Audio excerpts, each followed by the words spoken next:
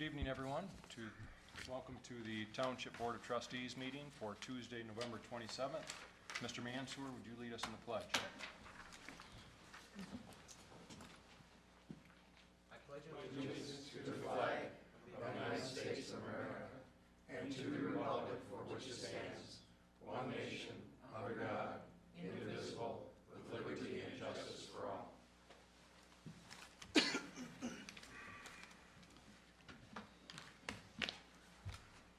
All right, with that, I'll seek a motion to approve the consent agenda and the regular agenda. So moved. Support. Okay, any discussion? All those in favor say aye. Aye. Any opposed? Okay, with that, we will move on to citizen comments, and we'll start here in the front of the room on my left. And anybody in the second row like to speak? About the third row, fourth row, last row on the left? Anybody on the right side of the room? No? Okay, seeing no public comment, we will close public comment or citizen comment and move to a privileged presentation. And we will have the board will be presented the proposed 2019 Fire Department budget by Fire Chief Burdette and Fire Commission Treasurer Carl Heiser. And with that, I will put your presentation up, Chief. All right. What's that? You'll find Okay. out. You'll find out. Well, good evening. Thank you for having me this nice, warm evening.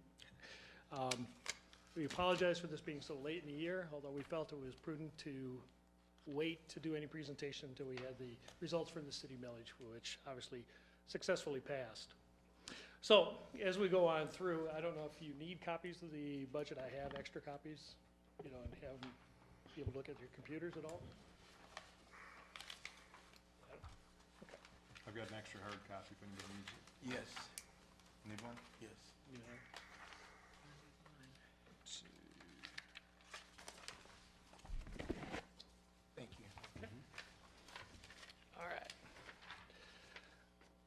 All right, so as we start out through this, I'm not going to dwell too much on the revenue since we have the cost allocation study being done, and we can ask questions about that a little bit later for it. But at this present time, what we're projecting for the revenue for the fire department in 2019 will be an overall of $2,278,008 that'll be coming into for the fire service. $300,000 of that being from the city millage, the remainder coming from the township millage and contribution. And I should correct that, that's the city millage and contribution getting given to us. Page 1. Yes. Okay. So as we move on to page 2, the real focus is going to be on the expenditures that we have for this next year. When we start off in the budget, we have the full-time staffing. We have no plans of changing any of the staffing levels for the fire service at all in the full-time ranks. I'll just preface that. So there really is no change in the dollar amount there, just a slight adjustment for cost of living increases, so on. As we move on down, we go into the part-time salaries. We do have an increase in the part-time salaries.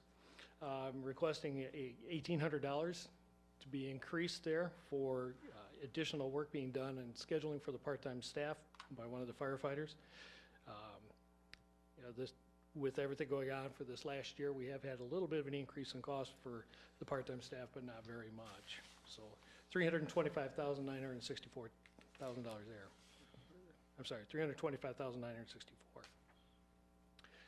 For the past 2 years, the firefighters have been wearing the same uniform, so I'm asking for this next year an increase in the uniform allowance to go up to $15,000 to replace all the uniforms that the firefighters wear. They're wearing out, and some are just not looking very professional.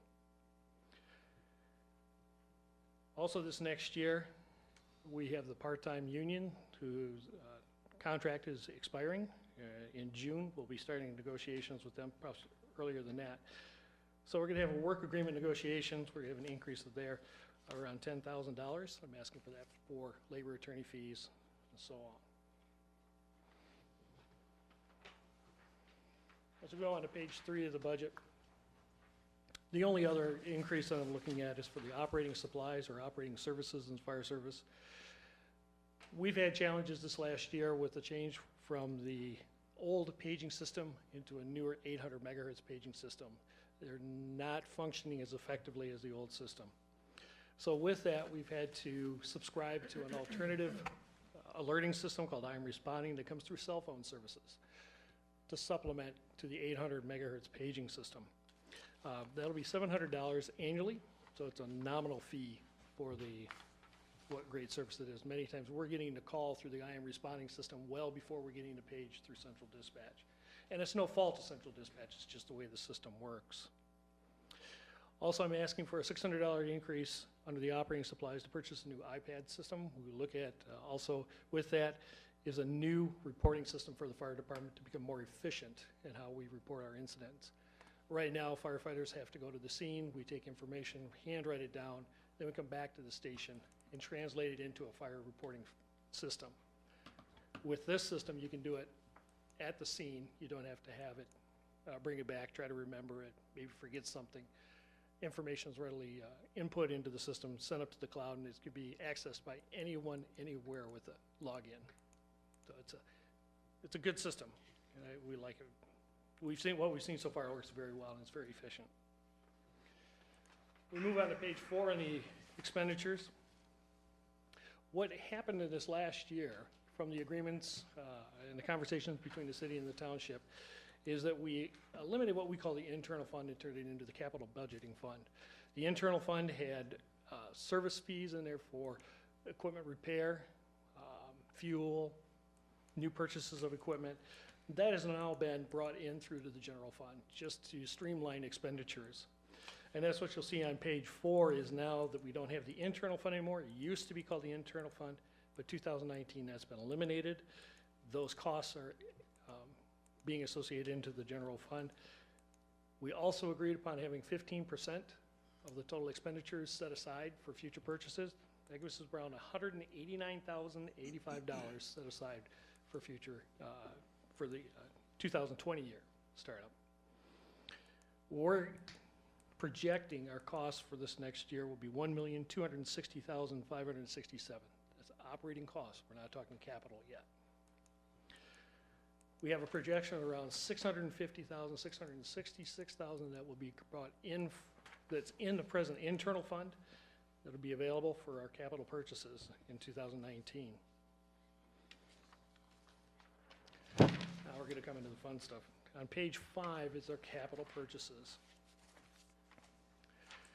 It was very well advertised or noted throughout the community that the fire department had a shortfall in funding over the past 10 years. It's no fault of anybody, it's just the way the economy worked.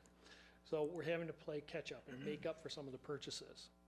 So the first items that we need to look at for purchasing are items that we're carrying over from this fiscal year that we had scheduled to purchase, but we couldn't because of budgetary constraints. So for 2019, we're asking from 2018, a carryover of $44,875,000 to replace the vehicle that I'm assigned to. Also some real property purchases, about $4,500. And also begin the payment process to purchase a new truck at around $422,393. That is the down payment that we would have to make the secondary payment when the truck is delivered to us. So with all the expenditures, the carryovers, the depreciation costs, we're looking at our funds available for capital purchase around $1,495,000. Less the expenditures, $923,000, and then we start looking into the future. In 2020, we have to make the final payment on the new truck. It'll be $422,393. We'll have $100,000 in additional capital purchases, and that would be firefighter clothing, hose, hydraulic extrication tools, electric extrication tools, and a new breathing air compressor. The one that is at our station presently is about 35 years old, and it really needs to be replaced.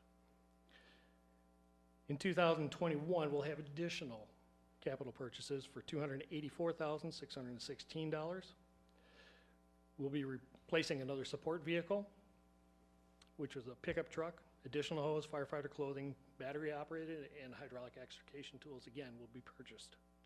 Each one of our mainline truck carries extrication tools because we may have more than one call at one time. So giving us a total of around $807,009 for future purchases, which would leave in 2019 about $116,000 left for additional capital purchases that have not been recognized yet. Meaning maybe we need to purchase some additional firefighter clothing, additional hose, replacement of tables and chairs at stations. So in summing it all up, around $116,000 would be unallocated at that time. The next page is the staffing plan. You can see the staffing plan has not changed very much at all. The staffing is the same. The only difference is for 2020 or 2019, we have the additional increase in wages for part-time staff and also an increase for administrative assistant. Be full-time and part-time, we were around $939,839, or 76. Total expenditures are about 76% of the total cost, or total revenues. Okay. The truck that we're looking at, I know I have the word physical up there, it should be fiscal, sorry about that. If you can go ahead and start that, go ahead and run to the next page. One of the goals of the fire department is to recognize that we replace aging or obsolete apparatus that no longer meets the needs of the community. Pretty simple, to maintain our NFPA standards. We look at trucks that need to be replaced at a 20-year mark, or those trucks that are not meeting the services of the community anymore. You can go ahead. This is the truck we're looking at. It's a 1999 Spartan Heavy Rescue to be replaced. Truck's reached its 20-year mark, fully depreciated this year. The truck has obsolete parts to it. There is a light tower on the top of it that actually needs to be replaced to about $60,000. It's very expensive. We have visible rust on the truck. We also have the door skins of the truck coming loose from the frames of it. Like I said earlier, the truck is fully depreciated. We can go on to the next one. The truck I'm looking at this present time is a single axle ladder truck. There's one pictured there. It's a low profile truck, so it would fit into our #1 station very easily. This truck would be used as a primary response, which would improve the firefighter safety. And you'll see this in a couple other slides that we have later on why this truck is important to us. It has the ability to reach peaks of many of the larger homes in our, or from a driveway or even from the roadside. Vehicle size allows for better maneuverability than our present ladder truck. And I can't stress this enough. This is not to replace our present ladder truck. That is a platform. It's used for large commercials. This would be for residential, smaller commercial buildings. Okay. It has the ability to perform and carry rescue equipment. It has all the updated safety equipment. The truck we're looking at is a 360-degree camera system. So as you're turning, you can see which way you're turning, what traffic is in the way. Also have a camera at the end of the ladder so that you don't necessarily have to have someone on the end of the ladder to fight the fire. You'd have somebody have to do the rescue, obviously, but it gives the operator a bird's eye view of what's going on. It better meets the community needs. Pretty simple. And then it's a single source, what I'm looking for is single source vendors only for consideration. There's multiple companies that make trucks like this, but one truck makes the cab, the other one makes the body. This company and a couple others make the whole truck. So it eliminates a lot of issues of the finger pointing of if something goes wrong with the truck, it could be this part, it could be that part. You're the sole source, you're the one who made it. So that's what we're looking at. Where does it come out of, Chief? Well, this truck is made by the Suffolk Corporation out of Ohio. I know it's a bad state, but sorry. But they're out of Ohio. They're a prominent company that's been in existence for 125 years. Myself and the deputy chief toured the company. We're very impressed with them. Mm-hmm. The company we're using presently is an excellent company. We've just had some issues with some of the equipment lately. So we feel it's time for a little bit of a change. Okay? We can go on. Just some examples of the homes. These are common homes in the south end of the community. Very tall peaks, hard to get to. For example, the home on the left, there is absolutely no way that we could use a ground ladder to try to reach that peak at all. There's no way we could. You have to have an elevated ladder. The one on the right, with the porch in front of it, you can't reach the peak at all. You can reach it with a regular ladder, but that porch pushes the ladder out and you can't get to it. Okay, we can go ahead and move on. These photos illustrate, well, I'm not going to say bad practices, it's the practices that they can work with. On the left-hand side, it's a standard commercial or a standard residential fire. They have a ladder platform there that's used for elevated work. It's reaching from the road. In the middle would be something what we would look at, what we're looking at here. It's a ladder, elevated water stream to do rescue and fight fire. On the right is a practice that many departments use because they don't have an elevated ladder. This using ladders on tops of roofs is not the way to work. It's very unsafe. You can imagine on a snow-covered roof what would happen with that. Okay? Where you want, Lon? Okay, so what we're going to do right now is we'll have the vehicle appraised, the 1999 appraised for resale value. That's taking place right now. I have preliminary figures around $40,000 to $60,000 as a residual value, although it's no net. There's zero net book value. The vehicle will be listed on multiple websites for resale, and if it's not sold through a broker, the vehicle will go onto govdeals.com. It's the program that the township uses quite a bit. To purchase the truck, we'll do a bid request published through vendors, multiple vendors that will make this type of truck. The initial payment will be in 2019 for the $422,000. The final payment will be due in 2020, sorry, at approximate cost of $844,785. So that's the first big purchase that we need to make. And then from there, in the packet, the last page is our capital purchasing plan, presently what we have through 2034. So it gives you an idea that we're buying now, but we still have to have that money for future purchases. Okay. Ms. Lane? All right. You have indicated you have a preference for a particular manufacturer, but according to your statement here, you're still going to go out for bids so that you're following our Yes. bidding process, Mhm. and then the board will make that decision, or the fire commission. Right. The When one we company come- that was shown was just an example. That's all it is. Okay. Okay. Thank you. I just wanted to clarify it so that the board knew that there would still be a bidding process. Yes. Thank you. Mr. Massey? Yes, thank you, Mr. Chair. Fire Chief, I have a question. If you went back to those photos you were showing of the ladder on the right, the photo on the right, the image on the right, I should say, if I call this new truck, I could be wrong, I call it a home fire prevention truck. It appears to me that if you're going with the conventional method here on the right, in that photo, you have you can't contain the fire as well as you can with the new method. Is that true? It makes it a lot more difficult to try to combat the fire.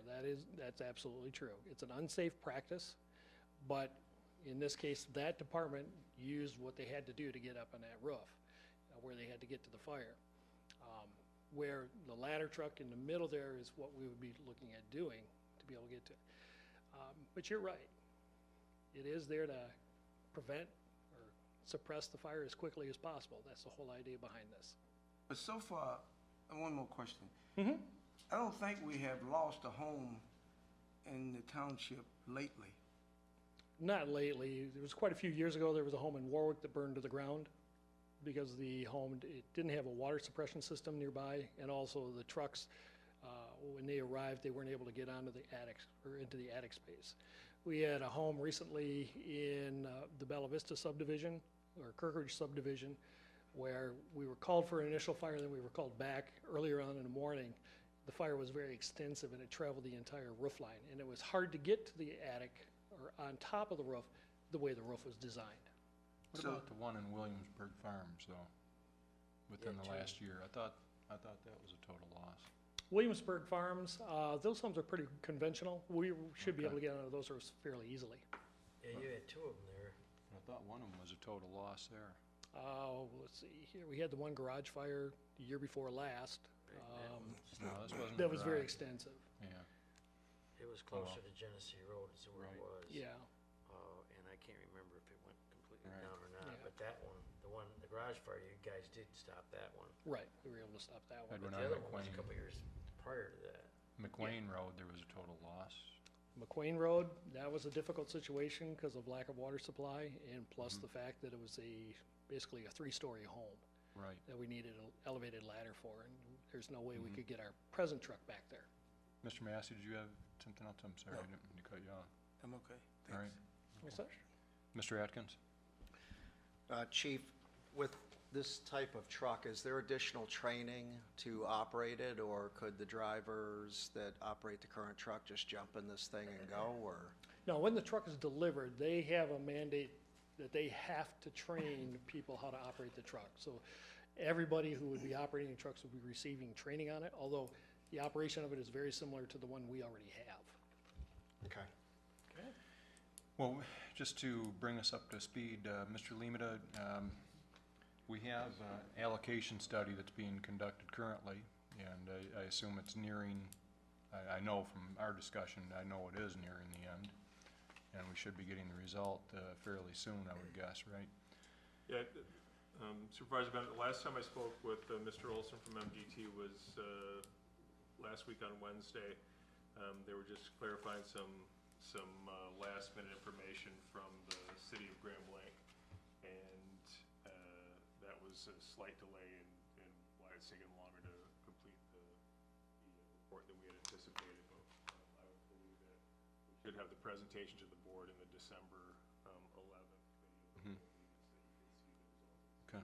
And I appreciate our chief and Mr. Heiser making the presentation this evening. I think one of the things that I like is that, you know, we're looking at expenses instead of basing it on income.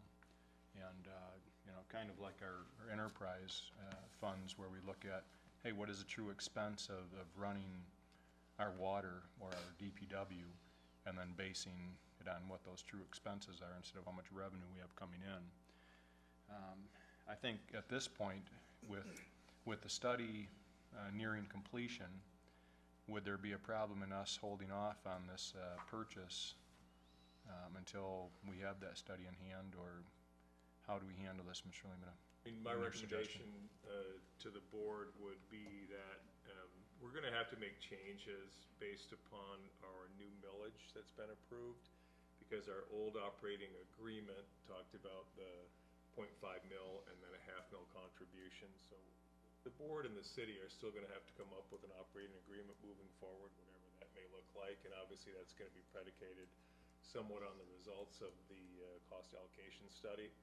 So it would be hard for me to recommend moving forward with the truck until we know what that operation is. I think that in theory, we all know that the truck needs to be replaced, that we held off on replacing it already. But I think that, and Mr. Laddie could weigh in on this, but I think it's gonna be kind of imperative that once we have our study, that the board and the city make a agreement sometime, with a short time frame, 90-day window, have it done by, you know, February or whatever that may be. We have to have an agreement in place.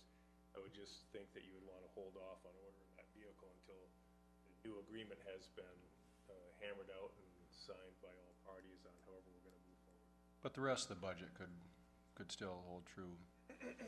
Yeah. You have to approve a budget before December 31st, because on January 1st, they won't have the ability to spend any money otherwise, so we've got to approve a Right. budget somewhat, but I think you could, and you don't have to, certainly don't have to make a motion to approve it tonight, you have time to Right. consider it, and we can put it back on the agenda for the Mhm. December 13th.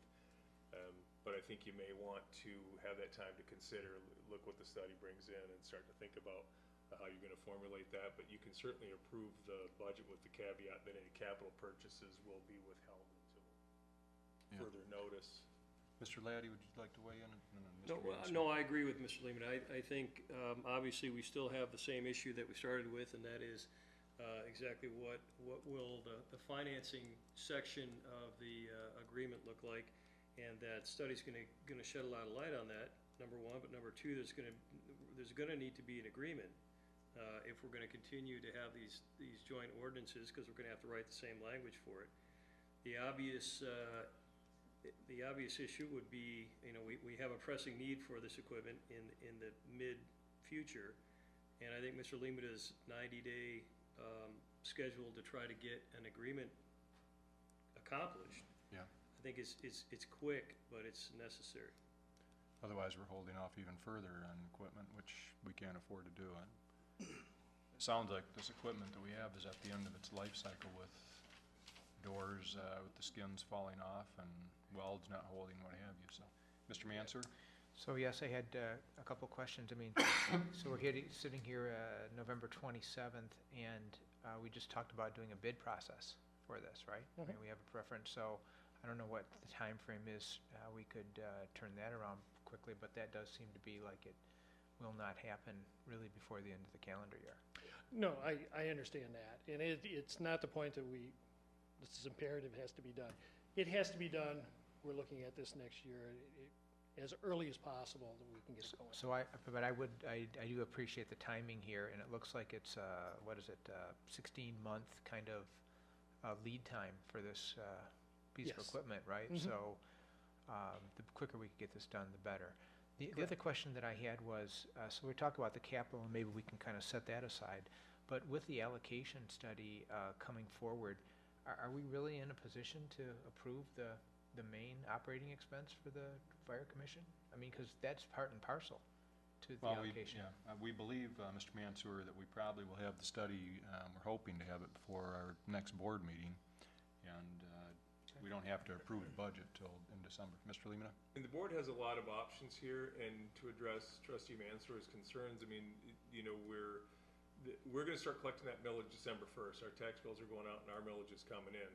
But right now, we can still operate or instruct the fire commission that they're gonna operate on the old agreement at 1 mil, because that additional half mil contribution, now we've got 1 full mil voted, so they know that money's coming in and going directly to their budget, and the other half mil is contribution out of the general fund, could be held in abeyance just for capital needs until such time, because that doesn't necessarily get appropriated immediately to them from finance department anyways, and so I think that may be something that the board's consideration. We can probably formulate that a little bit more concisely before the question arrives on December's meeting for approval, but you may want to approve it, because we're gonna have to adjust the budget one way or the other depending on what the outcome is of what we do, so I think that's a good point.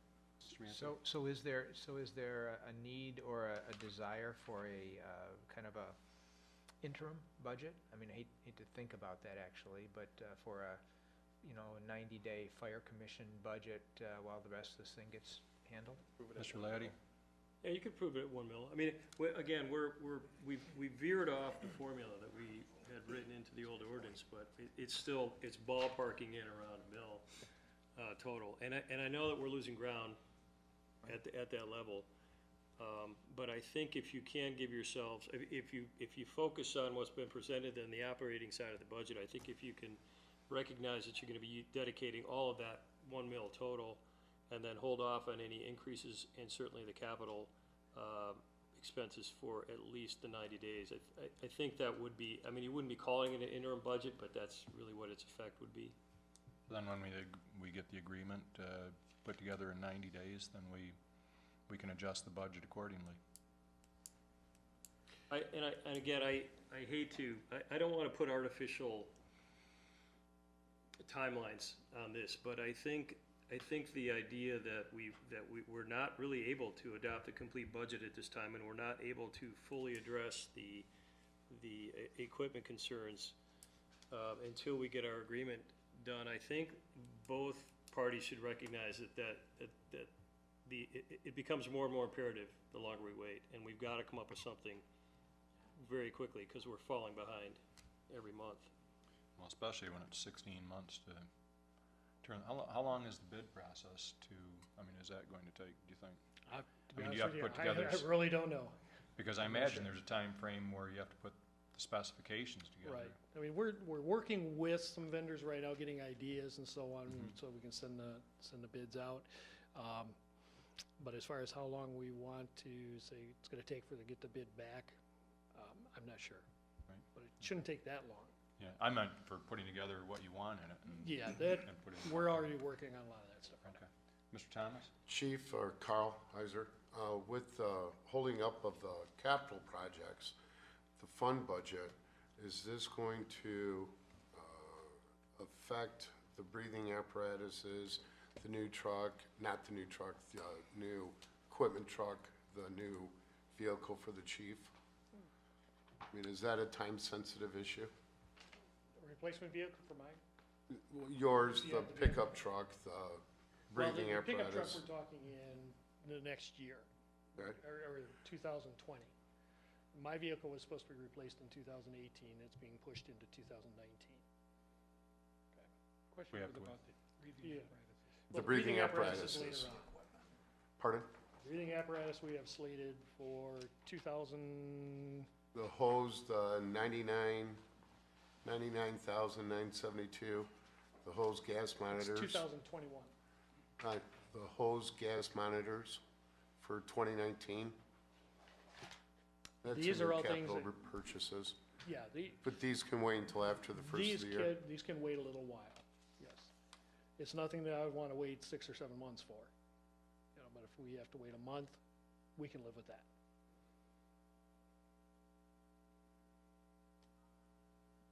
Okay. Okay? Well, we don't need to take any action tonight on this, but we'll be looking forward to hopefully having the allocation study for our first meeting in December. And hopefully everybody can be here for that. We could probably Okay, put anything- this on a consent agenda with the operating budget. I'm sorry? We could probably put that on the consent agenda, the 1 mil for the operating and keep Okay. the, Actually, we're gonna have to approve it in December, so, That, you know, as I sit here and think about that, I think that the presentation of that study is it's gonna take a lot of attention and a lot of time, and I don't necessarily think that if you get that presentation, you're gonna be able to jump right Right. into reanalyzing this budget. I don't think that's gonna change the No. facts that you have for the budget, so I'm kinda thinking, why wait? But, it's up to you. okay. Well, we can vote on it in December then, or what do you, Yeah, I mean, that's On the not an budget. issue. Yeah. We can do it, we'll be approving the general fund, special revenue funds, we'll have a few of them. budget, Parks and Rec, we'll have theirs presented then, and fire, you could do them all in one fell swoop. And if you guys want, I mean, they could rerun it with just showing the 1 mil on the revenue side, if that's Right. how we want to approve it, knowing that we're gonna be holding the other contribution amounts until we come up with an agreement. I mean, we're talking about operating in the first quarter of 2019, and they'll be fine. I think you should do that. Yeah, I think that'd be Just because I think you wanna adopt a budget that Yes. is most realistic at that point in time, and you don't want, if you have things in there that are contingent or that are gonna be adjusted in the future, you don't want that to lead to somebody relying on it and say, well, it's here, it showed up here, and I know there was a caveat, but still, I mean. Ms. Lane? Mr. Supervisor, to Mr. Lehman and Mr. Laddie, we know that the township bills December 1st, but I think the budget year for the city to bill for their full mill wouldn't start until July 1st either. I think that's true, but we're not, but as we've been focused on the expense side, not the revenue side, even for ourselves, right? Right. So, But and I'm I- just and so I don't- mentioning that for the board might not realize or think that the city is going to have it on a December tax bill, which they would not. Correct. It wouldn't be on theirs till July. Mr. Chair, Yes. at this point, I don't see where the city comes into play at. Right. This- Yeah, I think Ms. Lane was just bringing it up as a matter of interest, but yeah, we're gonna move forward, and when they collect their taxes, it's, you know, their business, so. Okay, moving on to the next item then. Thank you very much, Mr. Heiser and, Chief, and we, Mr. Heiser volunteers an incredible amount of time, for our fire department as treasurer, and, we appreciate that greatly, so, thank you. You're welcome, Mr. Head. We've already approved the items in the consent agenda, and moving to, future positioning, we have next our Parks and Recreation, Task Force is going to, report on, some findings. I think Mr. Atkins is going to lead that discussion. We've handed out, unfortunately, I can't bring it up on the screen, but we have a printout for everybody showing the current value stream mapping versus proposed value stream mapping. So, Mr. Atkins? Scott, did you say everyone in the audience has a copy? I believe so. Okay. If somebody needs some, I think there's some on the side table over there. Well, first I wanted to thank Kay for taking part in this. We've looked at this for the last couple of months now. We've met a small group of us. And part of value stream mapping is, it's not quite often done in government. Some people get a little emotional when they look at the maps and look at some of the ideas that come out of the committee that met to do this. Think of this as more of a snapshot of what it is that we're doing and what it is we can do better in terms of our joint agreements and the way we interact with one another. So some interesting things that came out when we got to just talking about this, and it's no secret that we're looking at joint agreements and how do these things add up going forward between the township and the city to make sure that it's equitable for us and the city residents as well as ours. So let me walk you through, if you look at the current, let's start with the current value stream map. As it stands today, if you look at the legend on the top left-hand side of it, you'll understand what the colors represent on the bottom of the map. So with Parks and Rec, we have a four-way agreement with the senior center being an intricate part of it, as well as the city, the township, and the school. So we started asking ourselves, okay, how do all these groups come together to make our parks premier status and provide the services and the programs that our residents really, truly cherish? So if you look at, on the current, you look at where the township is and you see there's a lot of extra steps. I guess I could walk through where we stack up compared to the city. So for the city, with the city, for example, the mayor or manager comes up with a project or an idea, maybe through some sort of feedback from the city or whatever that may be, and says, hey, this is something we're interested in doing, we'd like to take a look at it. At that point, they go and do collect some rough estimates of cost of what that project may look like in terms of dollars. Then it goes to their city council for approval, to kind of give it a thumbs up, thumbs down to proceed with the project. They collect the quotes and present the quotes to the commission, which would be Parks and Rec Commission. At that point, the commission would vote on it. Then it goes back to the city, and the city actually sources the project. And then Parks and Rec at that point would fund the project with city dollars or city funds. Then if you look at the township, what we're currently doing is very similar in the beginning. The supervisor or superintendent comes up with a project or maybe some feedback of a potential project they'd like to do at a park or within the community. Then that gets taken to the director of Parks and Rec, and I think Kay is involved in some of those meetings with the township up front. At that point, there's a staff meeting, and then there's some investigative work and further data collection that goes into it. So whether it be collecting some quotes, understanding where the project may go. You know, I think we're using the example of an ice skating rink, for example. You know, where's it gonna go? What does it look like? What's the size, the scope of the project? Those types of things. Lonnie, can I just, as a point of it, the investigate and that staff meeting, those are both Park and Recreation Commission items, right? No, the staff meeting would be here Okay. with our staff, and I think Kay is part of that. I think that's how we mapped it out originally. Oh, it is? Okay. All right. Investigate the data, I think, is them as well. Yeah, Kay's right, the yellow's, there's being Kay and Carol and Jamie. Okay. That's all right. All right, and then Parks and Rec would present those findings back to, or those would be presented to the commission. The commission would then vote on that, and then that would be presented to the board, this board. This board would vote on that project. At that point, RFPs would go out for quotes for the project.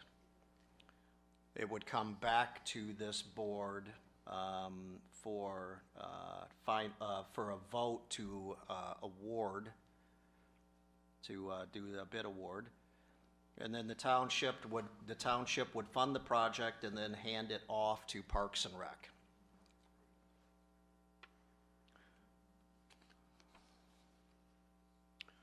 And I guess we can, just so we cover it thoroughly, we'll go through the senior center and the school as well briefly. So the senior center, same thing if we stay on the current value stream mapping. Senior coordinator, you know, if there's a project that comes out of the senior center or something they want to initiate, costs are collected at that point. The senior center and Parks and Rec subcommittee meet, and then the full commission has a vote on that. And then quotes are collected.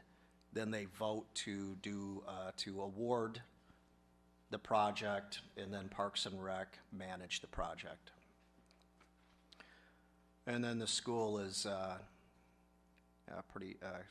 just a couple steps here. So it starts with the superintendent to the staff, P&R staff, and then approval from Parks and Rec. Lonnie, before you move on, I just wondered, does anybody have any disagreement with what's mapped out here in terms of, I mean, Mr. Lehman, is this what, the process that you're familiar with? Yes.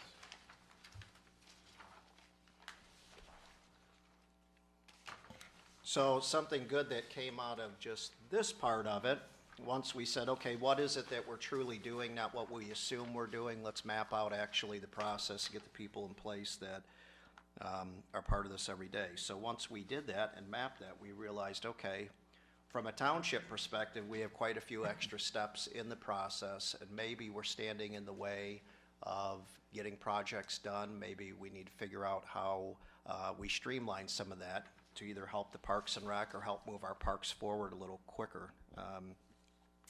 So if you go to the proposed value stream mapping, this was what they consider a future state. So in a perfect world, if everybody agreed that this is the optimal way to interact with Parks and Rec to move projects forward, then this would be something that would be streamlined and hopefully adopted. So everything on this is the same in terms of, obviously, senior center, city, and school. But if you look at the township, we removed quite a few steps. So if we start with, you know, everything is still going to start off in this map with the supervisor, superintendent identification of a project. Those projects then are determined for dollar amount, rough cost of what that project may be. And then at that point, it goes to the board for approval. So you notice it cuts out a couple of steps, and it gets this board involved a little quicker to do that approval process to really get Parks and Rec moving forward with the project. In this case, the township would generate the quotes.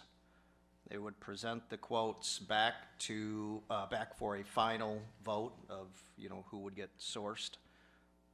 The township would source the project, and then the township funds the project.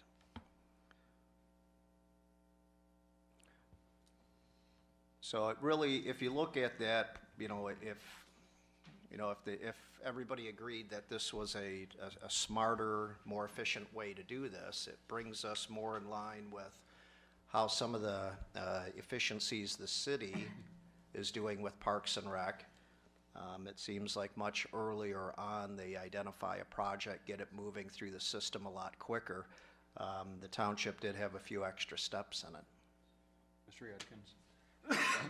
I know, you know, one of the things that we have on here is the supervisor or superintendent. would suggest a project. And in reality, it's, you know, our board getting with, you know, for example, when we put together the millage and we said, you know, to Director Edson, what kind of projects, what do we need to accomplish out there? And so I think we've used that as kind of our list of what things we want to accomplish, but I tend to believe that those will be on the list as we continue. Maybe some additional things that the board wants to add to it. Supervisor Bennett, you're right. It's the same steps that we use for the senior coordinator, mayor, or manager. We just kept it as Right. the department heads. So if somebody came up with the idea of let's build a hockey rink, then that would go to Right. And then to Kay, and then Kay would bring it, or the Parks and Rec director would bring it to you or Dennis, and then same thing.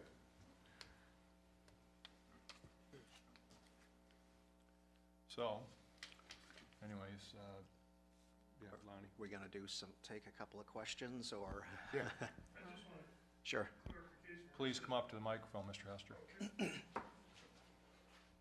And give us your name and address if you would, just so for the record. Brad Hester, 6084 Stockbridge Commons Trail, Grand Blanc, Michigan. And I just want, where it says prevent quotes to consider for vote, is that to the Parks and Rec Commission? I just wanted to clarify that. Are you talking about on the proposed? Proposed, yes, for the township. So present quotes to consider for vote. Right, above it for the city, it said prevent quotes to commission, and I'm just wondering if that's what who you're presenting the quotes to. Well, I think there obviously has to be communication with the Parks Commission on those projects. Yeah, and I think when we talked about this, I know there's probably a lot of information that's missing, that's not real obvious on this, but the current process that's in place for the commission to vote on projects, none of that has changed. So this would be somewhere in there where the commission would still vote on this to approve the. Yeah, I just wanted to clarify that that's So what. let's take the example of an ice rink that we were using when we met. And let's say that the board had this great idea to build a super-sized Olympic, you know, thing out there, whether it's ice rink or pool or whatever. And we say, hey, here's the bids we're all excited about, and we bring it to you, and the Parks and Rec Commission are gonna be the ones obviously probably maintaining it, or we're gonna have that discussion that, hey, you guys build this, we don't have the budget to maintain it, and so that kind of communication is gonna have to happen. And also, I think even from the start, we propose something, I mean, it's gonna have to be something that's in tune with our master plan, and That's all I was trying to clarify, was that Yeah. right there. Thank you. good question. So you could add to commission right on there, right? Make it clear. Sure. If you want to run through a hockey rink, do you want to do that out? Lonnie? I think, does everybody pretty much get it? I don't know. Yes, Ms. Lane? I think what I'm perceiving from this proposed chart is where you have board approval, once we have a projected cost, even though it's not a finalized cost, the board, by approving the estimate or the concept, is then going to be out of the picture. They're going to, although they'll have the quotes, we don't necessarily have to take another vote, but it will go to the commission when the votes come in. Well, we're gonna get the RFPs, which will require a vote. No, you're right, Kathy. What to do, let's use the example of a hockey rink. So the commission says, let's build a hockey rink. And they would take it, Kay would take it to the superintendent, Dennis would get a ballpark idea of what this was cost to see if it's even feasible to bring it to the board, okay? And then from there, we'd bring it to the board and said, if we can afford this, would you guys like to build a hockey rink? We take that, the township, from there votes yes or no, then we generate the RFPs. We hire the people to build it, and we manage the projects. No, you haven't clarified the step between, okay, we have the RFPs. and we- RFPs are in the blue, all the way to the end. Right, I understand that. Generates Okay? And you're going to get the bids in the blue, and then when I, for example, open bids, then I'm going to present the bids to the Parks and Rec Commission for them to vote on the perceived most qualified low bidder. It won't have to come back to the board at that point. That's why it's in blue, and we're saying it's gonna go to the commission. No, it always comes to the board. That's the same procedure. That's not a step we're eliminating. The board's the one that has always done the projects. But then all right, then the way I'm reading it, Oh, the We present it. city. Well, I the think, if I can jump in on this, I think if you look at on the proposed value stream map, if you look at the second blue box where it says present quotes to consider for vote, Right, that could be, which should be us as well as the commission. Right. So at that point, that should be our vote for the acceptance of the bid, the award of the bid. So let's say that the Parks Commission and us agree we're gonna build something, it's gonna have a blue floor. We get, quotes back, one of them has a red floor, one of them has blue, one of them has green. We say, hey, we like the blue, Parks says they like the green. Well, hey, we gotta get together on this thing and figure out which RFP we're gonna go with. Or it could be one has something bigger than something, there may be something different between the RFPs, but we want their input on why this RFP is better than this one. Maybe it's different materials, maybe it's different, I mean, we kinda had that with the, playscape with, what matter we put down on the ground. There may be a difference there, and that's what we need to have them look at the RFPs for and help us decide which one would be best, cause some of them may be better suited than others in their mind.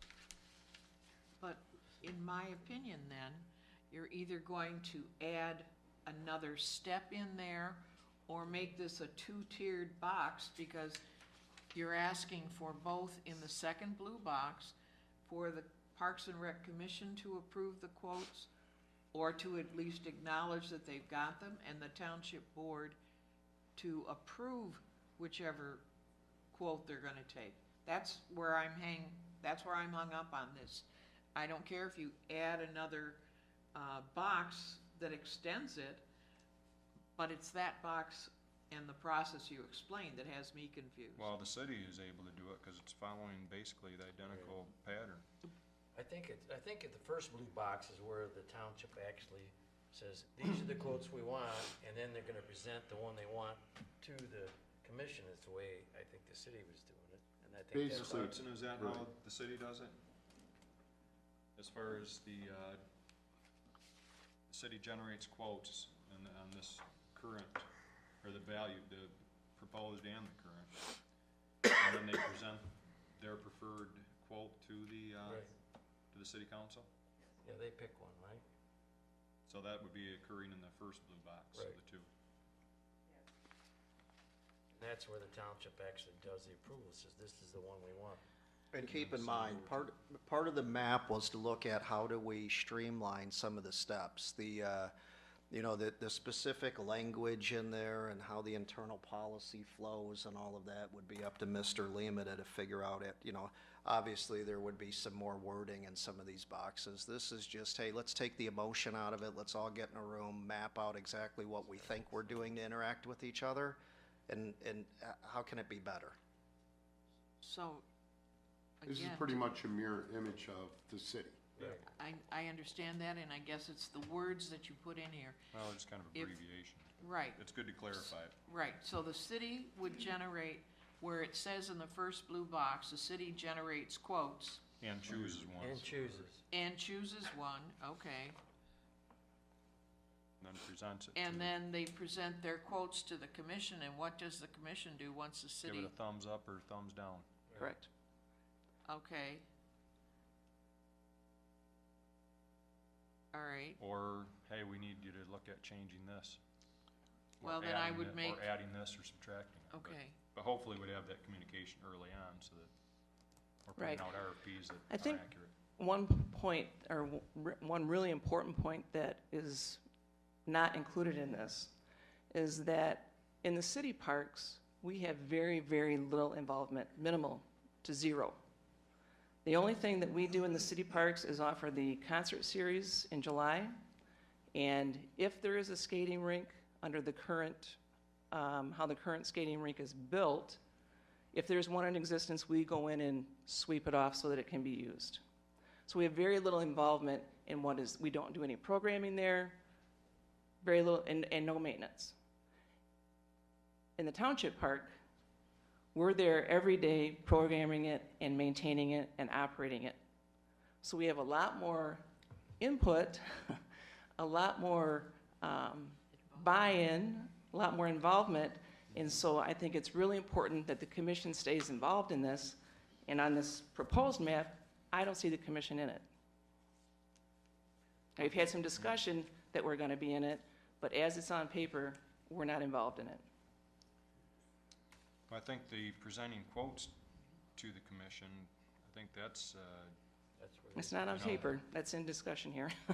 right, but I mean, I think, you know, like we said, if we decided, you know, this board said, hey, we wanna build a huge, whatever, ice rink, swimming pool, you name it, ropes course, it behooves us to know, you know, hey, what's the operating cost going to be for this thing, because or Parks Commission's gonna say, hey, you know what, the revenue isn't going to be there to maintain this thing, and or maybe you think it's going to be and it ends up not being. We don't wanna have a white elephant that puts the Oh, Parks Commission Certainly. out of business because you can't afford to run this white elephant. So I think it behooves us as a board to, you know, part of that communication, presenting quotes and even presenting the idea to the Parks Commission, is part of it is talking about, hey, is this something that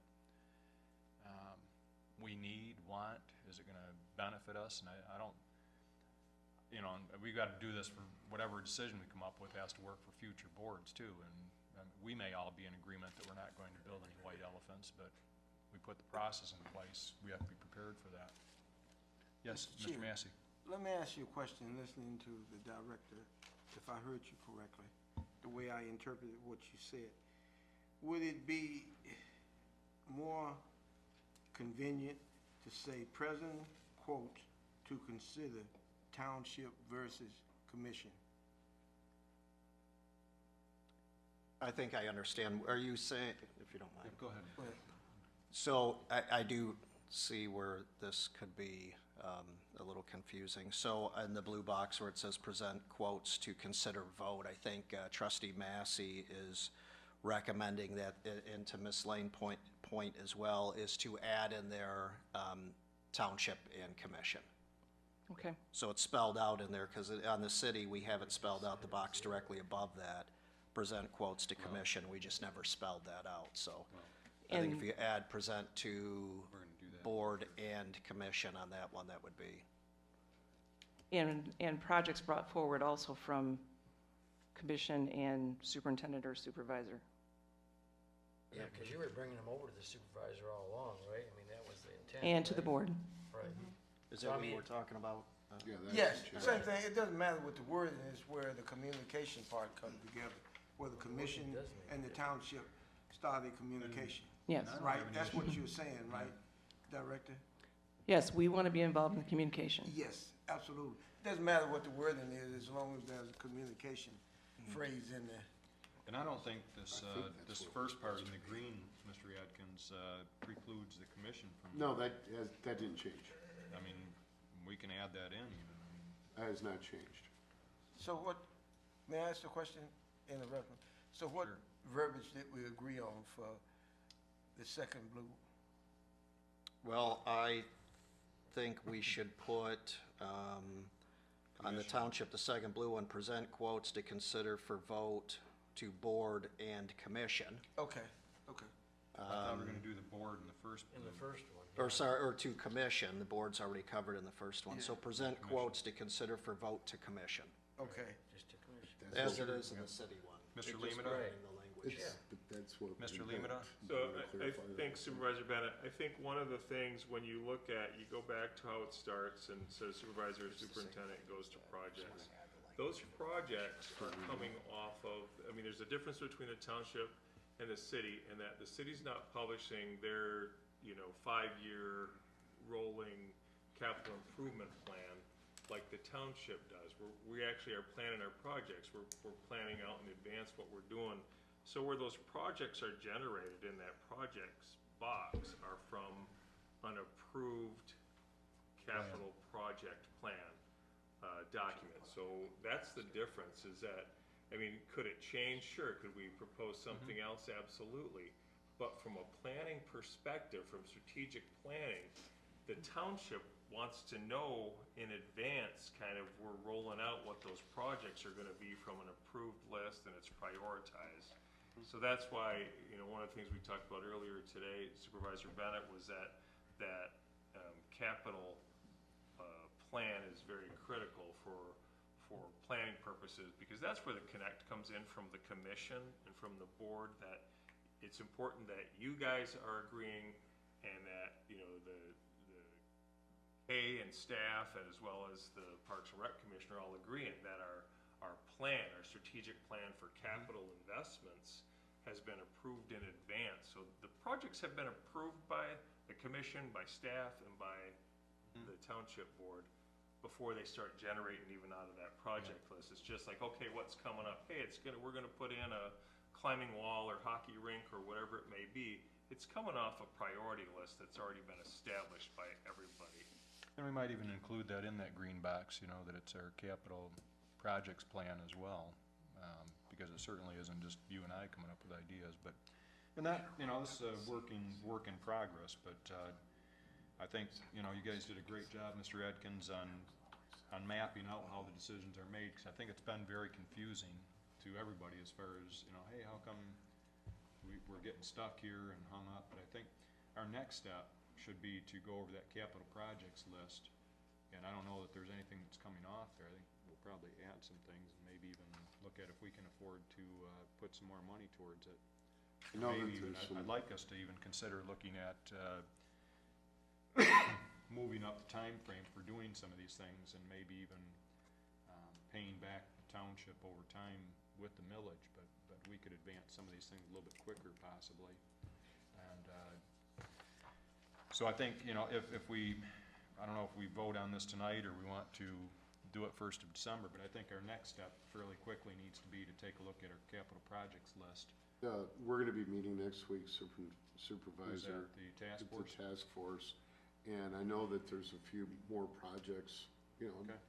I've spoken with you and Superintendent Lemata to take some money out of our our capital projects to invest in the program, invest in the projects.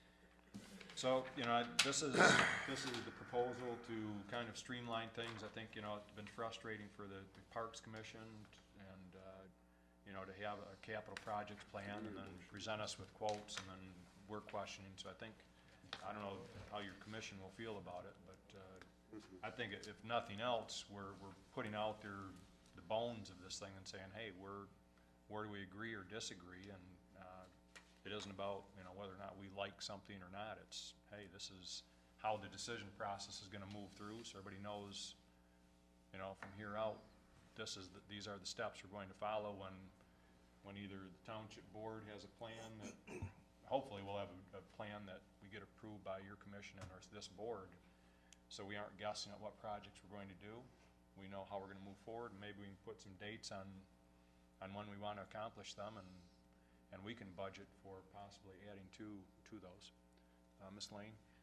So again, for clarification from me, and I thank the superintendent for the difference between how the limited projects that the city might do compared to what we do at Bicentennial Park. But since the 5-year master plan has always been adopted by the township board, I would say if that's going to be your projects, then it should be included with the supervisor or the superintendent, so that the public sees that as the start of our priority list, and I would add it in there for clarification. Well, I would put the capital projects list, but we're gonna go over that and decide. Mr. Atkins? Mr. Massey, I'm sorry. I'm glad you clarified that, Superintendent. But I was thinking the project is a capital project, you right? Any project. Yes. So what is the question? We're gonna use it, so I mean, we've said that that's where we're gonna get our Yeah, how but this I thought project there was run. some confusion about No, someone yeah. didn't understand that the project, Yeah, no, all you're projects are capital projects. right, and we'll put together a plan so we know when they're scheduled and what have you. Right. So, Mr. Lima, did you have your hand? No, it was more about just a clarification of where the commission, where the Parks and Recreation Commissioners, this township board and staff, where those things all meld together, and I think that's where, a lot of that, some of the questions that came up, a lot of that will be shaken out when you guys devise your 5-year rolling plan, and again, it can be revised any time, but for planning purposes, you guys are gonna prioritize projects. Hey, we want a field, we want this, we want, update these capital plans. Like I said, that's the major difference, is the city doesn't have a 10-year plan for what they're gonna do. You guys are gonna spend $3 million over the next 10 years out, improving more. Parks and Recreation or more for capital. So the project that they have proposed right now pretty much is gonna evaporate the funds that were available for them. It's gonna take Right. the vast majority. You guys have $3 million to spend, over the next 8 years, and I just think that as you generate that list and you keep it moving, that's where the start's gonna be. So every year you'll be looking at that and updating it and saying, have our priorities changed? Do we still want a climbing wall, or is a hockey rink more important? Or do we need, and you'll revise it and change it, and then you're gonna be approving that, basically a year in advance for what you think will be funded for 2019. Again, they're still gonna come to you through this process. You might have 5 projects on there. The first project is the hockey rink, and it comes up, and we say, hey, do you guys want to move this forward? And hey, times have changed, or the city built a hockey rink. We don't need to duplicate their efforts. That's no longer a priority of ours. Let's go to what was number 2 on the list. That's now the priority. Let's remove that. So I think that's the biggest thing. Is it's more about the strategic planning and how you guys how I see it, what would make the most sense of how you're rolling out projects that you've planned out multiple years in advance. Mr. Atkins? This doesn't have to be overly complicated, but I think I'm willing to meet with you again, Kay, and we could add, make this a little more wordy. Don't really necessarily, we won't change anything, just clarify some of because what may have been obvious to the 3 or 4 of us in the room obviously isn't 100% obvious to everybody. And I wouldn't expect anybody to adopt a process, a policy that they're unsure of. So I'd be willing to do that before the end of the year, and then we can make sure we cover all these couple of words that are missing here and there, and incorporate the capital plan and the master plan verbiage, as well as the commission in there, so everybody's a little more comfortable with that wording. Okay, very good. But this will get us on the right track. Mr. Thomas? This will get us on the right track. Okay. Do you want me to carry on my report? Not yet, but. Just let me know when you need it. Thank you, Mr. Supervisor. My question then is, because it's a plan, do you want the board and the commission to prioritize these during this budget process, so we're doing it now? Or are you waiting for it to be done sometime at the beginning of a new year? I mean, so that we're consistent. I think it's important that Director Edson comes to the board and presents her next month, like it's on the schedule, to present the budget. And then at that time, she's gonna present the projects. Well, we're gonna talk about the projects. We're gonna talk about the projects also, but that'll be from the commission. That's the commission-approved projects that are already in the budget, so. What I would propose is that our group take a look at the capital projects. And that's what we're gonna do prioritize. next week. And I'm talking about this board. That's what I mean, the 3, Okay. the task force will be doing Right, it and this then the week. board looking at those. Okay, And then we will get with the Parks Commission and talk with them as well as what they see on this thing, because we may add some things or change some dates on how we want those to happen. And I don't want us approving something and the Parks Commission approving something totally opposite. you know what, Right. So I would rather have us meet. We're gonna take a look at what we can afford to do. I don't see us taking anything off the list. If anything, maybe adding a few things and Okay. looking at what, and getting with Kay and saying, hey, what is a priority here? We have our, wants, but they have their needs too. right. One thing, Clerk Lane, about the mapping is this is just a quick snapshot. This isn't this is the process. It's not, I have no problem with reducing all of the steps. I would just like a timeline And if it's going to be done during the budget process, I mean, we're already within 1 month of adopting it, so. You mean for the capital projects? or- Right. Well, Because that's what that Mr. Massey and I are Mr. talking about, these are Lemata, all. how does that work with our budgeting process with the capital projects that we come up And with? so it's important as we move forward, I mean, we can always amend the budget if we change projects, but it's important to understand that when we put the budget together to deliver to the board as mandated by September 1st, we have the projects that were in the plan built in there because it's different funding. It's, we're gonna have $315,000 coming this year. We didn't have all of that allocated to projects, but there's some in your budget right now that exist. When you look at the special revenue funds for Parks and Recreation, you're gonna see what was allocated. Now, we'll have to make amendments if we don't do that within what we had allocated. So what's important is that the capital plan is always prepared, or kind of, we know we're moving a year in advance, so September 1st, we've got it allocated in there. You can change it anytime during that year, but from a budgeting perspective, by September 1st is the best. You have some in here right now, based upon the plan that we had run from last year. If that changes, it's not a big deal, it just means we just have to do amendments for it. Okay, so we're okay then. Okay, well, thank you, Ms. Hudson. Thank you. Thank you, Lonnie, or Mr. Atkins, and Mr. Thomas, Mr. Guzak, for putting together the, going through the exercise. I know it was, understanding how information flows and understanding how decisions are made. It isn't real exciting trying to figure that out, but it certainly will, I think, help us to see where our differences are with how the city operates their parks, how we operate, or how we thought we operated versus how we want to. And so I think we're putting it out there in the open and going to clear it up, and hopefully we're going to move forward a lot quicker. Mr. Atkins? Since I haven't met majority of the commission here tonight, one thing to think of is the value stream mapping. It's really a 30,000 square foot, 30,000 foot view of a process, right? It doesn't get down into the nuts and bolts of it. It's just, as a board member, when you're asked to make a vote or make an opinion on a joint agreement, if I can't sit here and say I know what's going on between all four parties, then this is a start.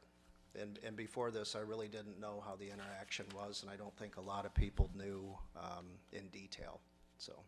And I wonder if it'd be appropriate, Mr. Lemata, I know many of these folks are either on the board for the Parks and Rec Commission, or maybe they're staff or department head, or assistant director, what have you, but I wondered if it'd be appropriate to have Ms. Edson introduce them to our board.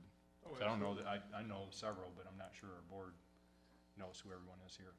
Brad Hester is our commissioner at large and chair of the commission. Brad's in the Michigan sweatshirt. This is Jason Mako. He is the vice chair and representative of the school board. Jake Mengel is the appointed member by the city, obviously not a council member, but the at-large person from the city. Carol Newman is our office manager. J.P. Weasel is our assistant director. Chris Hester is our maintenance supervisor, and Jerry Lynn is our assistant maintenance supervisor. Thank you. Well, thanks for being here, and we look forward to working together and making things even better. So, with that, anything Yep. else? Good. Yeah, you want, Mr. Thomas, Finish now would be mine. the appropriate time for you to bring up what you want to discuss. Finish the Parks and Rec section of this. I'd like to ask the board to consider taking the money that, the 2018 budget money for the cell tower, the $20,000 that was allocated for capital funds for the Parks and Rec Commission, that's being used right now to pay off the pavilion, 20% of the pavilion, and that'll be the last payment of the $100,000. Am I correct on that, Superintendent Lemata? Just for clarification purposes, what Right. Trustee Thomas is talking about is that the cell tower funds, and this is where Clerk Lane, I said you may be able to Help help. me. On the But the cell history. tower funds, the board made a motion years back when they put the cell tower out in Bicentennial Park that those funds would be allocated, that the rental income that comes in from that would be allocated to be spent in Bicentennial Park. So at one point, when they built the North Pavilion, they were $100,000 short of their goal, and so the board made a motion to give the $100,000 out of capital projects fund to make up the last $100,000 of the North Pavilion, and then they would hold $20,000 out of the cell tower fund every year that would come back and go to capital projects fund. There's still $20,000 this year, and there's an additional $13,000 in 2019 that actually will then be the end of Repayment. repayment. So when Trustee Thomas is talking about is, it's our asset, we own the North Pavilion, we loaned Parks and Rec $100,000 To build our pavilion. purchase a asset that we own, and then we had them pay us back out of our money back into capital projects funds. So I think what Trustee Thomas. What I'm asking is that I can understand the prior board, no, I can't. But I can understand the prior board because the township didn't have the extra funds to put into the pavilion. So they were actually lending our commission the money to build our asset, like Superintendent Lehman has said. And what I'm asking my board to consider is that we forgive that $20,000 and reallocate that to the Parks and Rec Commission to where the money should be. I would support that motion if you're Well, making it. let me ask you a question. Well, Ready. let's discuss it fully Let me first, ask just a to make question. sure there's no change to the I'm a little motion first. confused here. Yeah. I'm a little confused. Are you asking us to approve your comments tonight? Well, Yes, Well, let me go back to something. Is that on the agenda? no. Well, it shouldn't be discussed at this meeting. well, we I'm can- you asking can you to talk consider, about it. well, I understand that, Trustee Massey, but what I'm asking for is the board to consider it. So if you allow me to do this, then next month I'll put it in a motion form, and then I'll put it on the agenda, but through my report, I'm asking the board's consideration. I'm not making a motion, but if you say, yes, Trustee Thomas, we'd like to have the Parks Commission use the extra $20,000 as an operational funds for our budget, Right. that's So, what I'm yeah. asking. I would like for you to put that on the agenda for discussion like we do all other, We can order do of that. business. We can do that. If this board, let's just talk it through a little bit and see if That's what I'm we have a consensus, and if there's any pitfalls to doing that, or what have you, but. It will have to be on the agenda because it will require an additional amendment to the 2018 budget. Budget's gonna be Right. Approved by this board if you guys were to do that. But it is a change in a motion that's already been made by previous boards. So I think that's what the consideration is, and maybe what you guys should discuss to see, make sure everybody's comfortable with that. Right. Do you see any pitfalls to making that change, Mr. Lemino? Budget-wise or financial? money. I mean, all you're doing is you're going to forgive the remainder, or at least for 2018, you're going to forgive the repayment back to capital projects fund of the loan to the pavilion. I mean, the capital projects fund is well-funded, we have enough money to fund our projects, doesn't have a huge impact from that perspective. Right. So, I mean, it's kind of a wash, but. Yep, Mr. Guzak? So you mentioned that if we waive the 20,000 this year, then you got an additional 13,000 on the balance that's still due on the loan? For That next year? is included then in you're the gonna- 2019 budget. 19, so in Correct. 19, you'd have to either waive that 13 or they'd have to pay the 13. Correct. Correct. Mr. So, Answer? so are we, by doing this, we're making some kind of a implication on what we're gonna do with future cell tower funding revenues, right? And that would be what I think that you guys need to come up with a solution, because are you saying that that's operational, that the cell tower funds are not being used towards capital now that we're funded with a capital millage? You're saying that those cell tower funds are gonna go to Parks and Recreation to be used for operational Right. monies. That's what I'd like to do. So then, So we can think about that and discuss it, and we'll put it on the agenda for our next meeting. Part of my asking if you guys will let me make a motion to do. So we generate about 20,000 a year Yes, from that cell phone, is it? Or cell tower. More than 20. 24? Okay. And how many years has the commission been paying back the 20, have we been writing the 24,000 right back to the board? Director Olson, I'm sorry. 20, only 20. No, the money has always stayed at the township. Township has kept the interest year to year. Sometimes we have let it build to be up to an amount that we need for a certain project. But it's always stayed here at the township. So much like the value stream mapping process that you guys just went through, you think about this, Director Edson would say, hey, I know that, you know, I need to do maintenance on this field or I need maintenance on this building or this equipment, whatever. Can I use the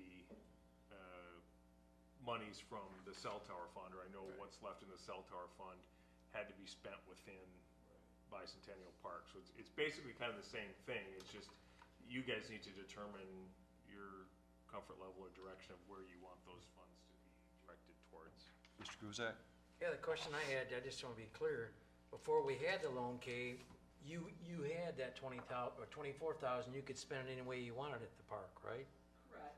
And the only reason it happened is because you had it, you figured you could build the whole thing, and all of a sudden you didn't meet your requirements to build it, and we said, okay, we'll fund it temporarily, and you just pay us back, because you know, all your grants and all your funds wasn't enough to build it, right? So priorly, you always had the flexibility to do anything you wanted with it. Correct. You just assigned it to us to pay the loan back. Correct.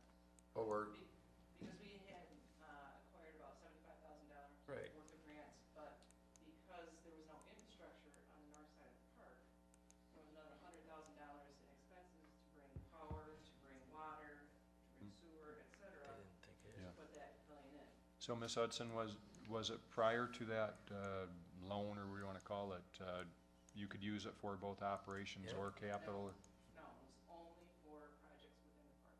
But I mean, so capital projects, it couldn't be used for operations? No operational, right? and that's where my consideration is that I'd like to use it for operational, seeing that we already have the capital budget through the millage, and we need the operational funds through the Parks and Rec Commission to maintain the things that we're building with our capital funds. Or we just increase how much our contribution is? Or we can increase that, but if we increase that, then we're gonna have to ask the city to increase it theirs. And the issue with doing that, I know that we increased Not ours by, necessarily. what, 22 grand? Well, let's back up just a moment. Because I'd rather use that money out of the Is, capital. I believe, if I'm correct, the only reason why we'd have to ask the city to increase theirs is if we were saying that we were going to add to the operations, right? Right. I mean, if we were adding to capital, we wouldn't necessarily have to add so No, to. I'm, If Is you're that correct? attempting to maintain the 60-40 match that we're doing currently. Right. So that's what we got. but Oh, see, is what that- I'd like that's to do what is this free up is. the capital funds with them. Well, what we did is they built, the commission built a asset for us and they're suffering out of their operational funds. So they need more operational funds to maintain the park. Well, That's where But I'm they can coming never from. use it. and I think that's worthy of looking at it. That's probably a separate deal from the. Well, cell phone. no, that's what I wanted, this $24,000 or $33,000. Okay. Well, let's look at what the needs are, and, maybe it's more than that, but rather than assigning the cell phone tower, let's Well- look at what the needs are and. But right see now, what that there's is. a need. Right. I'm aware of that. Okay, well, thank you for broaching that subject, and we will, did you have anything else on Parks and Rec, Ken? Could you Or Mr. think I Thomas? can get a consent on this? Well, we're gonna put it on the agenda for the next meeting, so that'll give everybody a chance to think about it. and- No, that's it. Okay. With that, we'll move to Streets and Roads, Technology Village. Kind of to combine both of those, we had our first official DDA board meeting last week, and we elected some officers. We elected Nick George as the chair, Jim Tubbs as the vice chair, Both of them developers and business people in the area, property owners. Miss Joy Finkenbeiner, who's the COO for Ascension Genesis, is going to be the treasurer. And Wynn Cooper from Cooper Properties is going to be the secretary. So that'll be the officers for the organization. We went through a little bit of what their suggested additions or making sure that we have in that DDA plan. One of the things that came out clear was probably a traffic, some type of traffic plan. Is that what we said, Mr. Yeah, Laddie? we talked about a traffic plan overall for the area, but also we had some discussion about some of the more commercial and industrial areas that we may want to focus some attention on truck routes, alternative routes, maybe combined routes in that area. And also, they talked about maybe even a vocational or technical sort of training facility and things like that. So really at this point in the game, when we talked about what a plan may look like in the future, and obviously you're going to see it when it takes shape and comes to you for approval. But these were just expansions on our wish list. Right. For the development plan. One of the other things that we are in the process of doing is putting together, I'm not sure what the official title is, but the resident or, what is our title for that? Yeah, that's coming up, the Citizens Council. Okay, all right, we're gonna talk about that in a minute. So I'll skip that. But anyways, kind of fell into the roads. Not sure if anybody else has anything on the items for our task forces, but, Supervisor Bennett? yes. Just one item relative to number 4, business attractiveness, retail, restaurant, et cetera. So in working with the Planning Commission, we have received responses to the request for proposals for the master plan, and met with a small group and have down selected from the kind of 5 best ones to 3 for interviews. And as a part of that process, we are going to be stitching together, leveraging, I guess you could say, the work that we're going to be asking these potential or source for the master plan, leveraging them to provide us some help on this business attractiveness and retail response. So it all kind of ties together because, we're looking at creating a look for the township, some surveys, those kind of things, so those all tie together pretty nicely. So that's one area of tie-in that we're going to work on. I think one of the things too that we're looking at is the signage along I-75 and Yep. you guys are working hard on. Yep. That's it. And I know that Mr. Lloyd, our planning and building director, has also worked with, we have the new MTA facility that is being built at the corner of Maple and Dort, that we've been able to get their signage to basically welcome people to Grand Blanc Township as they enter the township from the south on Dort Highway. Center. What's that? Dort, yeah. Dort, yep.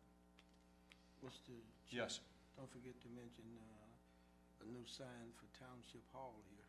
Right, well, Yeah. we want to make sure we have plenty of signage, and I think we got to make sure that's in the budget for this next year for our sign, to replace that in the front.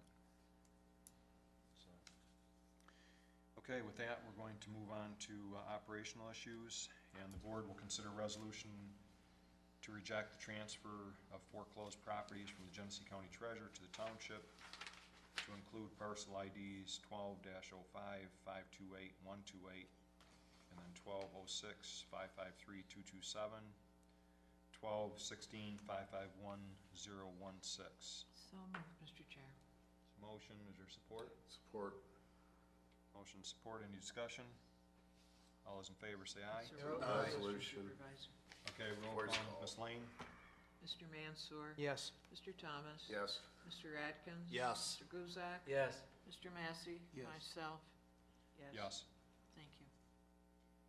Okay, the board will consider a resolution to establish a citizens council for the new Downtown Development Authority, comprised of 9 resident members living within the established district, a appointed by the supervisor with the board approval.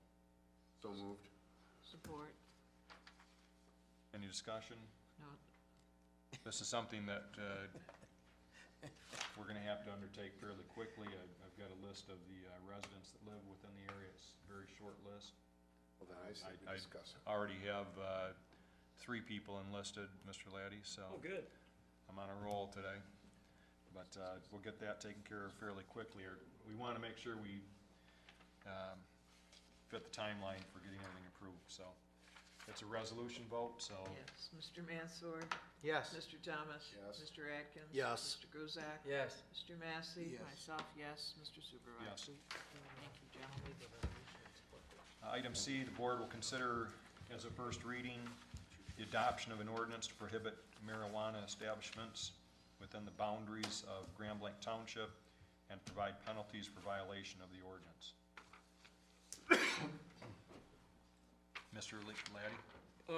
Well, as I'm sure you know, the state of Michigan voted to, for lack of a better term, legalize recreational marijuana under certain circumstances. And one of the ways that the state has, through that ballot language, has proposed to provide recreational marijuana is a system very similar to the way they provide medical marijuana. In other words, the state licenses and approves, along with local municipalities, on the medical marijuana side, medical marijuana facilities, which includes dispensaries and quality control operations and the like, and grow operations. And what they have done in this ballot language is they have identified, they changed the terminology from a medical marijuana facility to a recreational marijuana establishment. Really, basically, establishment and facilities mean the same thing. It's the way that recreational marijuana will be provided, transported, grown in certain circumstances at a commercial level. And so just like this body had done before, and I'm trying to remember when we did this, regarding our preference to not have any medical marijuana facilities in Grand Blanc Township, this ordinance is essentially the same thing on the recreational side that says we're not going to authorize any recreational marijuana facility or establishments in Grand Blanc Township. So there won't be any dispensaries, there won't be transport operations, there won't be inspection or packaging operations. The state, the ballot initiative should take effect, I think, maybe December 6th or so. I think you're going to see a very long amount of time pass between the time that Lansing begins to create some specific laws regarding recreational marijuana, and even a longer time after they begin to regulate them and create these regulations.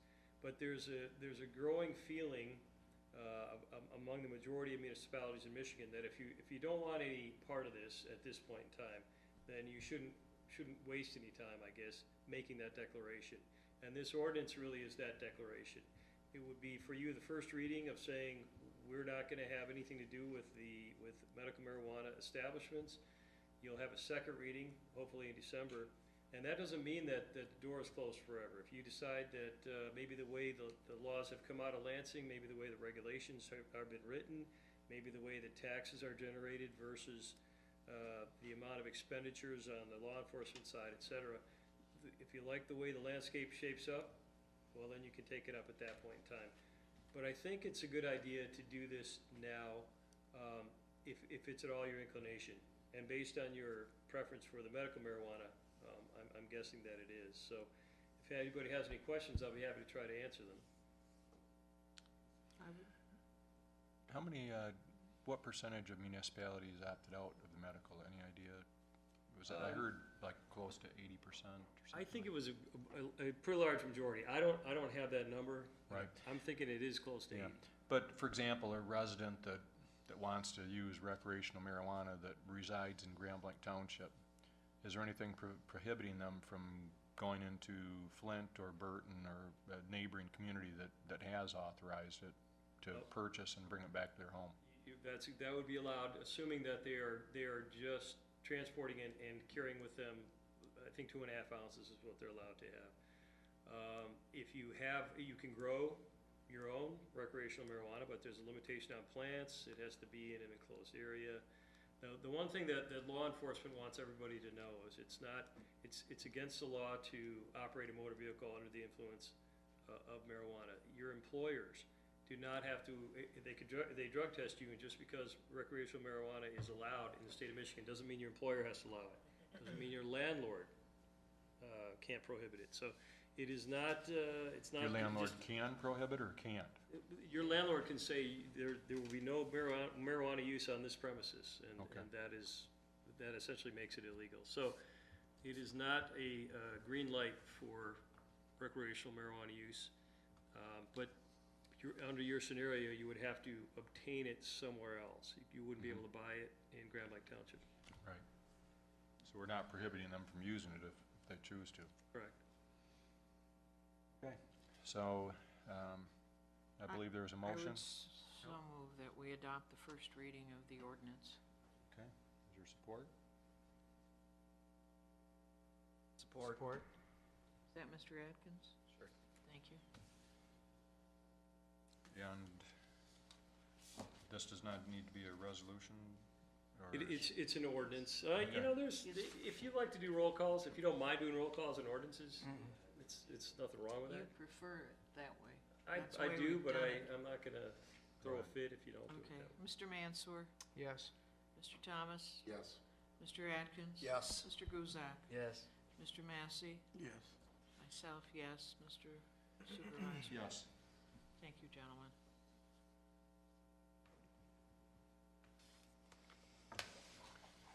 Now the board will consider a resolution to approve an amendment to the 2018 general fund budget. Mr. Limita? Absolutely, thank you, Mr. And this looks very good too, what you're about to tell us. It is. Thank you, Mr. Supervisor. Again, this is the first time we've really had to come up and do any budget amendments for you, and Director Sostak, Finance Director, is here this evening, and she can answer any specific questions that the board may have as well. But what we're asking you to do is make some minor adjustments within a variety of the legislative, elections, finance, township clerk, fire commission, building inspections. The good news to report is that the revenues were coming in $597,875 more than budgeted. A big portion of that, of course, is the bond proceeds from Concord Green Street project, so that was $404,000. Something else that I know Treasurer Guzak would probably love me to point out is that the interest on investments, both CDs and money markets, were $50,000 higher than we're budgeted for, so that's an additional $100,000 in additional revenue for 2018 above the budgeted amount. Nice job. The rest are some smaller adjustments, as you can see throughout there. You also have one from the special revenue funds to consider at the next agenda item, but again, any questions, be happy to answer. So it looks like we came very close on our expenses again. And on the revenue, we came out ahead. So, I mean, even accounting for the road project, we're still over 100,000. Did I see a hand down here, Mr. Mansour? Yeah, I had a question about Okay. the Concord Green funding, the $404,000. So how do I look at that? I mean, the bond proceeds, we bonded to cover the cost of the project. So this isn't, kind of free money, right? So is there an offset? We're repaying ourselves because we had to Okay. already make those payments to the project as they started last July 2017. Okay. Yeah. All right. The difference I will point out, though, I think Trustee Mansour is, the board had approved that $1 million fund balance to be appropriated Yep. for OPEB.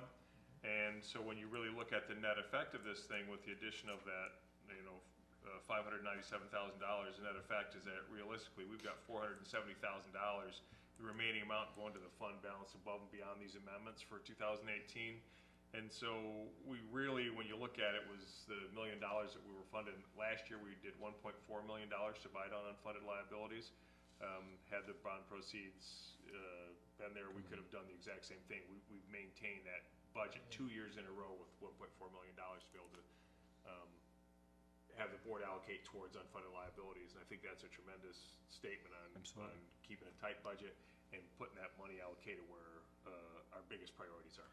So, Mr. Laddie? Just one point on that. I remember when we were talking about the idea of establishing a fund where we would actually keep the money loaned out and pay ourselves back with interest off, with the payments of the residents. And you guys talked specifically about wanting to put that money to work for you in the OPEB. And so I think that's kind of the result of that decision. Right. So is it possible, Mr. Limita, that instead of 1.4, maybe next year, we could even make it 1.8 if we do similar work next year? Man, no good deed goes unpunished. No, it's entirely possible. We'll know when we get the Right, it's too early to financial tell. Right. results, next year. But we've had 2 good years in a row, and we've stayed true to the budgeted expenditures. If the revenues continue like they have, we're in good shape, and I would anticipate that we will have. Obviously, we're putting an additional $470,000 towards our general fund balance in 2018, plus whatever it comes out when we get the audited financial results. I feel like we'll be in very good shape to continue to attack unfunded liability. Are we closer to getting the actuarial? Kathy, if you wouldn't mind, Kathy did have a conversation with Sandy Radwin last week, I believe, and just an update on when we would expect that actuarial evaluation report. Sure. We talked about all the assumptions that'll be going into the actuarial report. Yeah, I believe it was last week or the end of the week before, actually, I think it was. She's very busy. Every municipality in the state is looking to have these done, and obviously she has a number of them she's working on right now. She told me she hopes to have it by the end of the year for us, but if not, it should be beginning of January.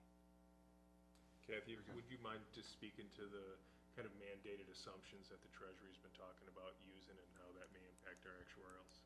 Yeah, the state just recently issued, within the last couple of months here, some uniform mandated assumptions that we have to submit to the state in order to meet their requirements. There's certain requirements from a GAAP standpoint. Generally accepted accounting principles require us to present it a certain way in our financial statements, and some of the state's requirements don't comply with GAAP. So there is a possibility we may have to have an actuarial report. The majority of it will have to have it in compliance with GAAP for financial statement purposes. We don't have an option there, otherwise the auditors won't give us a clean opinion. But we may have to have some modifications to that report in order to comply with the state requirements as well. So when I spoke with our Dave Helisack, and he said that they were trying to work with the state right now to get those modified, but we don't have to comply with the state's requirements until 2019, so it'll be the end of next fiscal year, so we've got over a year yet before we have to worry about that. But there is a possibility, if the state does not modify that we'll have to have a subsequent actuarial report done to meet their requirements as well. Second one, or? I'm sure it wouldn't be the cost of the first one because she has all the information, but she would have to modify it, so there would be additional cost to it. So. Let's hope they get their work done early, huh? Yeah. You got another month, 30 days or whatever. Okay, thank you. You're welcome. Kathy, Ms. Stein. So this is a resolution, and we need a motion, though. I'm so moved. Second. There's motion support. Any discussion? Ms. Lane? Okay. Mr. Massey? Yes. Myself, yes. Mr. Thomas? Yes. Mr. Atkins? Yes. Mr. Mansour? Yes. Mr. Guzak? Yes. Mr. Bennett? Yes. Thank you. The board will consider a resolution to approve an amendment to the 2018 Special Revenue Funds budget. Mr. Limita? And again, you can see here that there were some adjustments to both revenue and expenditure side, $112,500, I should say. And again, minor amendments, increased revenue from police seizures and court ordered, increased interest revenue and expenditures for professional services, and then cover additional contributions, the library for $30,000 for that HVAC that the board approved a month or so ago. reclassify budget amounts as appropriate accounts, and then we've got a pass-through on that Genesee County Road Commission for the Pollock Road. Genesis will have to reimburse us on that, but we had to issue. Right. And the clerk's budget is That was not, in the general not fund. needing an amendment, so we did well, had a crazy election year, and We had extra So we're money with- we brought in Right. revenue, and we stayed under I budget. just wanted to point We out squeaked by, that but we we stayed did it. within budget, so Thank you. anyways, okay. May It's a I ask- resolution. Maybe it's the wrong time, but may I ask on this special fund where it talks about court-ordered disbursements, how does the court ever order us to disperse money? Mr. Laddie or Mr. Could Lemata? someone, If we, if we were to seize funds in an arrest type of thing, and then the court determines later that those funds needed to be returned back to either the person's attorney or to them, that's where court-ordered disbursements come from.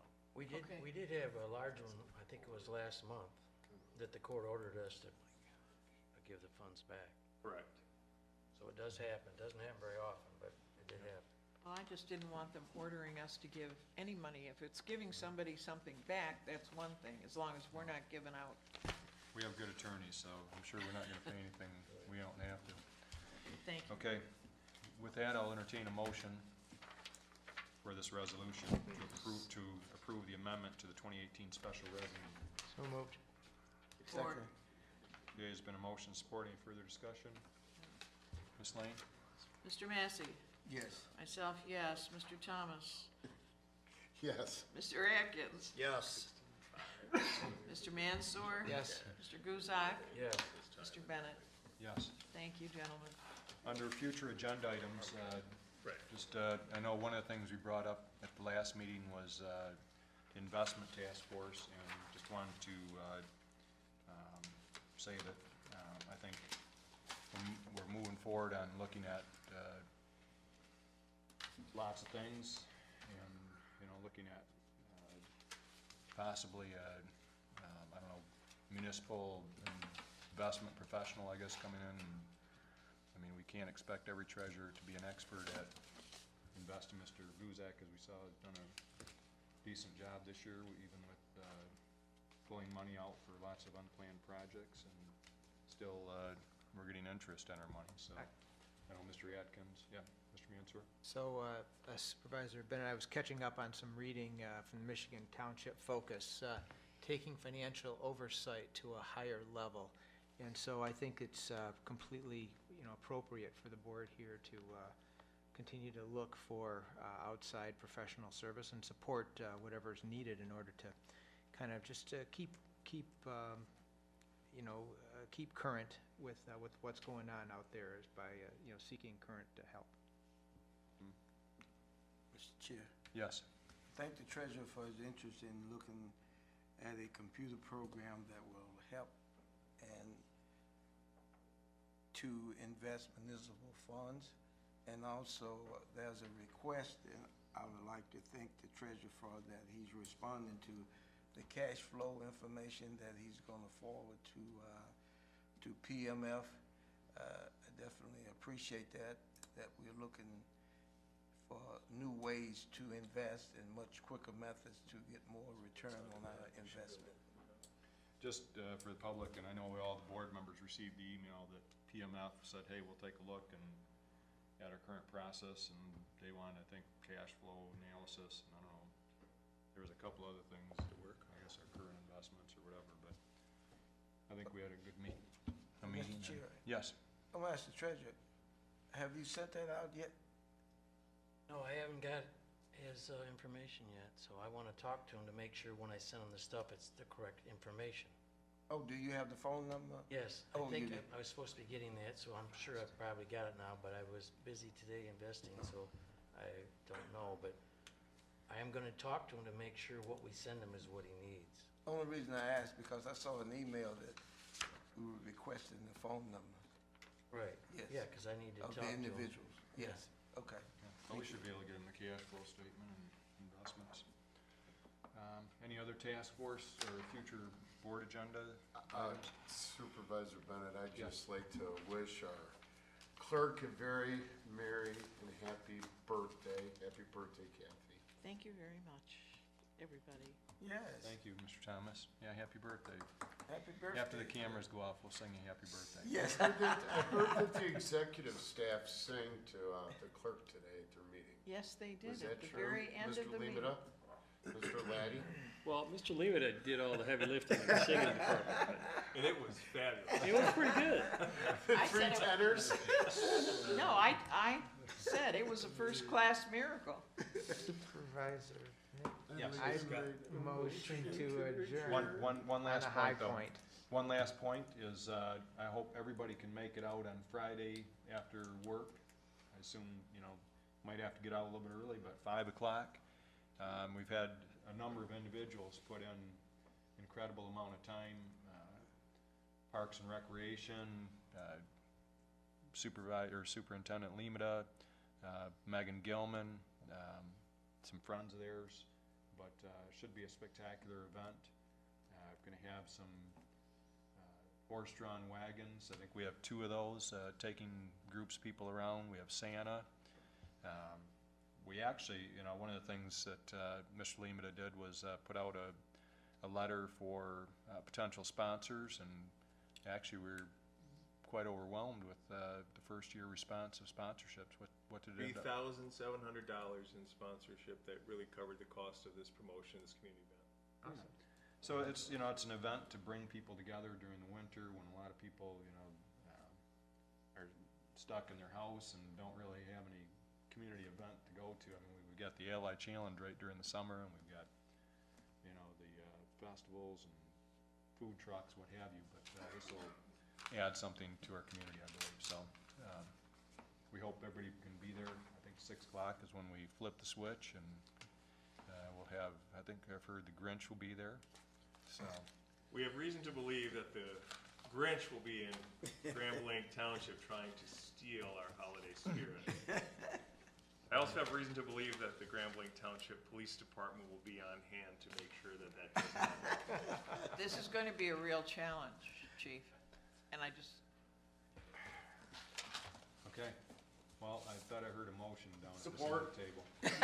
We also had a couple other birthdays this past month, and that was Mr. Atkins and Mr. Mansour, so. and so did Happy and birthday. Mr. Guzak, too. Mr. Guzak? Okay. Yes, All the right. day Happy before me, birthday. yesterday. November's a good month. Treasure, happy birthday. Day after yours, it's tomorrow, Mr. Guzak. Oh, Okay, no, is there a motion? Support. yes. All those in favor say aye. Aye. Any opposed? Okay, thank you. See you later. Okay. Thanks, David. Working tomorrow? I'm working tomorrow.